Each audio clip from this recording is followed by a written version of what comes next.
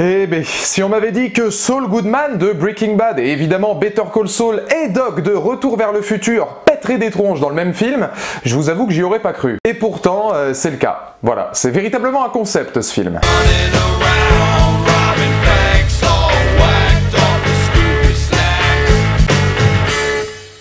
Bonjour à toutes et à tous, c'est Valou et bienvenue pour cette toute nouvelle vidéo, cette toute nouvelle critique consacrée à Nobody, le film où Jimmy McGill aka Saul Goodman aka Bob Odenkirk décide, plutôt que d'utiliser son crayon d'avocat, de péter un maximum de tronches. Il n'y a pas de mauvais hobby dans la vie. Un film de Ilya Natschuler avec donc évidemment dans le rôle principal Bob Odenkirk, accompagné d'une multitude de seconds rôles qui sont estampillés du cinéma d'action, voire même du cinéma globalement des années 80, 90, 2000. Un certain plaisir évidemment de retrouver le Doc de Retour vers le futur Christopher Lloyd, mais aussi Michael Ironside, que certains d'entre vous connaissent probablement entre autres pour son rôle dans Starship Troopers, et même le comédien Colin Salmon que vous avez probablement retrouvé dans une grande partie des films de Paul W.S. Anderson puisque c'est un des petits protégés du réalisateur. Et Nobody est un film assez lunaire finalement puisque il est extrêmement dithyrambique, les avis sont extrêmement partagés sur un long métrage qui se veut pourtant volontairement fun, décalé, assez débridé, on y reviendra, et qui est pour moi nul autre qu'un hommage vibrant au cinéma d'action des années 80, 90, même début des années 2000, mais qui a pourtant cette volonté d'être fait sans prétention, qui je pense aurait nettement moins fait parler de lui et aurait peut-être beaucoup moins marché si on n'avait pas Bob Odenkirk en leading role, car évidemment aura Breaking Badesque autour de lui, et surtout curiosité de son contre-emploi qui donne envie. Et c'est un film assez étonnamment qui n'arrive pas à trouver de nuances, j'ai l'impression, vis-à-vis du public dans les premières critiques que j'ai pu voir. Certains le trouvent absolument consternant et un étron céleste, et d'autres trouveront que c'est un film excellent. Parfois même à la limite du chef-d'œuvre, fun, jouissif, extravagant, bref, que vaut donc finalement ce Nobody dans une espèce de nuance que je vais essayer de vous apporter? Réponse évidemment en deux parties, la première sur le film, la deuxième sur un zoom sur ce bon vieux Saul Goodman.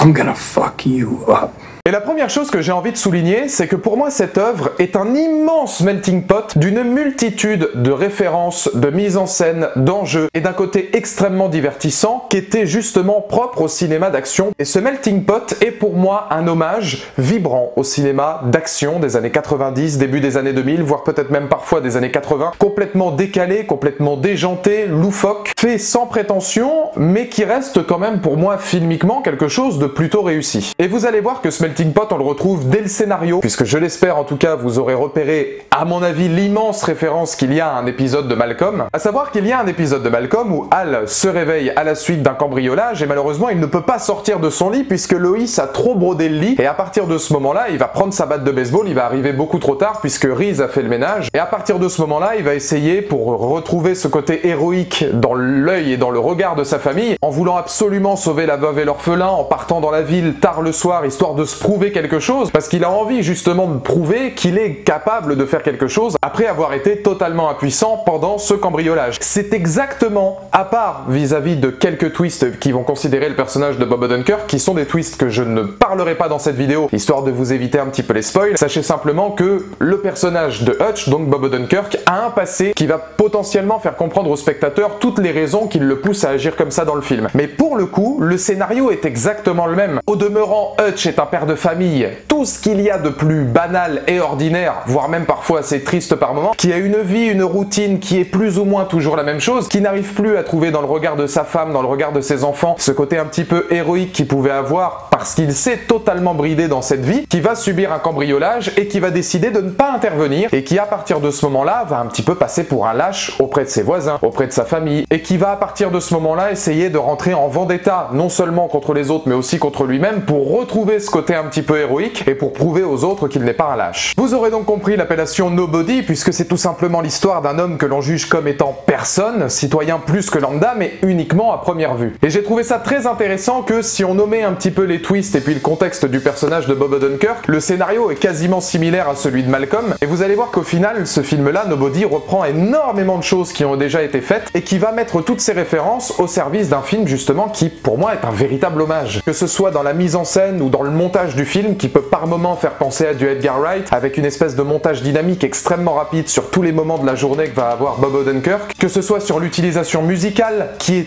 extrêmement omniprésente, bande-son qui est d'ailleurs particulièrement bien trouvée pour aller justement avec les états d'âme et l'état d'esprit du personnage principal, qui peut à certains moments effectivement refaire penser à du Tarantino, pas mal époque Jackie Brown, Reservoir Dogs, et aussi quand même beaucoup à du Vince Gilligan, période Better Call Saul, puisque l'utilisation musicale chez Vince Gilligan est extrêmement importante. Du côté de la photographie, de la colorimétrie et même de la mise en scène assez terne par moment, avec toujours une espèce de cadre et une photo qui joue beaucoup sur des environnements nocturnes et presque même sur une colorimétrie assez sépia par moment. Là aussi, j'ai eu l'impression de retrouver un petit peu de Vince Gilligan dans la manière dont il va traiter ce personnage, dans la manière dont ce personnage finalement va réussir à se redécouvrir et à embrasser, si vous voulez, son véritable destin au détour finalement de segments et au détour de séquences qui ne sont pourtant pas du tout celles qu'il aurait imaginées à la base. C'est vrai que c'est un scénario qui peut par moments faire penser à du sous Gilligan évidemment, puisque Gilligan est à des années-lumière de ça. Là je vous parle simplement de ce contexte de personnage un petit peu torturé, loser magnifique qui va finir par se redécouvrir au sein de l'œuvre. C'est vrai que c'était le cas pour Jimmy McGill, ça a été le cas pour Walter White, même si eux se découvraient au travers d'histoires extraordinaires, alors que là, du côté de Hutch, c'est plutôt une redécouverte quand l'envie de revivre son passé refait surface. Même si on est très loin de Vince Gilligan et qu'on n'a largement pas la maestria de l'écriture de Vince Gilligan. Et dans les scènes d'action, que ce soit dans les chorégraphies des combats, que ce soit dans la manière dont ce personnage va se redécouvrir, dans la manière dont on va filmer justement des personnages extrêmement clichés, extrêmement stéréotypés, on va lutter contre une mafia russe au fur et à mesure du métrage, qui font extrêmement penser aux films américains des années 80-90, on va retrouver pas mal dans ces scènes d'action, dans toute cette idéologie-là, des séquences un petit peu à la John Wick, dans le même fun, dans le même côté divertissant, tout en se mariant aussi plus ou moins à des films comme Die Hard, enfin vraiment tous les symboles du cinéma d'action. Je vous dis pas que Nobody est au niveau d'un John Wick ou d'un Die Hard, puisque de toute façon le cinéma d'action pour moi n'est pas mon style fétiche, donc je serai effectivement très objectif là-dessus, dans le sens où je n'ai pas forcément les armes pour développer davantage, mais c'est vrai qu'on va retrouver un petit peu cette idéologie, on est vraiment marié dans cet état d'esprit de retrouver un film volontairement cliché, stéréotypé, au détour d'un melting pot qui va reprendre énormément de choses, certes qu'on a déjà vues, mais qui je trouve le reprend, moi, de belle facture, que ce soit encore une fois dans l'utilisation musicale que j'ai trouvé extrêmement pertinente, aussi vis-à-vis du montage sonore qu'il peut y avoir et vis-à-vis de toutes les scènes qui vont parfaitement se marier à la musicalité ambiante de l'œuvre. Nobody, pour moi, est un film qu'il faut voir pour son côté divertissant, sans prétention, déjanté, décalé, et pour évidemment Bob Odenkirk, qui lui, pour le coup, livre une prestation à des années-lumière de ce qu'il fait d'habitude.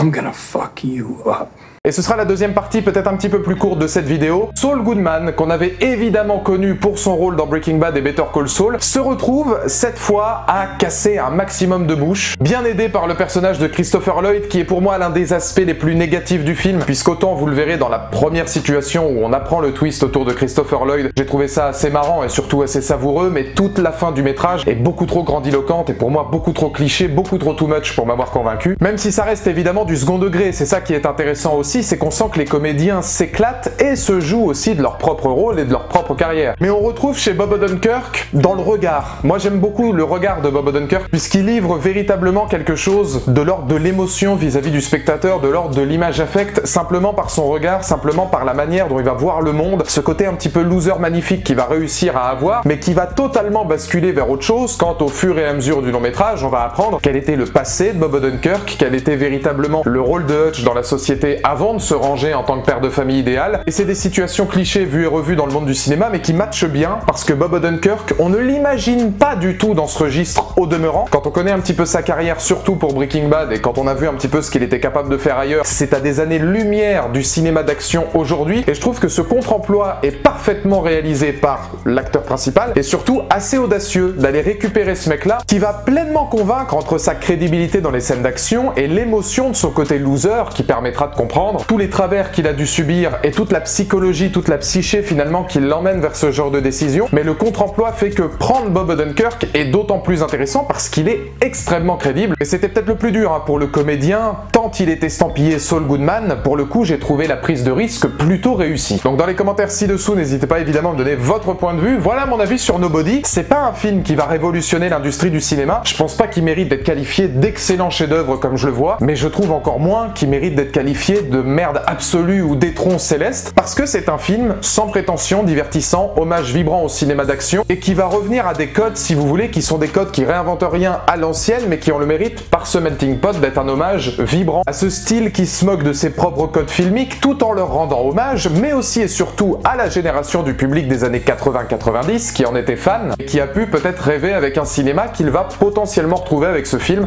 En tout cas, maintenant, la parole est vôtre. J'ai plutôt apprécié. Une place n'est pas un mot, mais une promesse d'avenir. Pour croire en mes rêves, un pied dans le vide et l'autre sur l'accélérateur. Être gentil, c'est vraiment cool. Être honnête, c'est fédérateur. Vest qui toujours l'est, faut qu'il y en a de plus en plus.